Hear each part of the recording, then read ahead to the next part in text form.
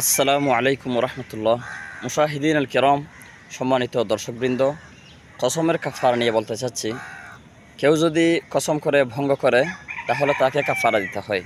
কাফারা, কসমের কাফারা হলো 10 জন গরিব অসহায় মিসকিনকে, এতিম মিসকিনকে 2 বেলা পেট ভরে খানা খাওয়াতে হবে, অথবা 10 জন অসহায় মানুষকে 1 জোড়া করে কাপড় দিতে হবে, 1 জোড়া করে পোশাক দিতে হবে। এগুলোর যদি সামর্থ্য না থাকে, যদি তৌফিক না থাকে, তাহলে লাগাতার 3টি রোজা রাখতে হবে। এই হলো কসমের কাফারা।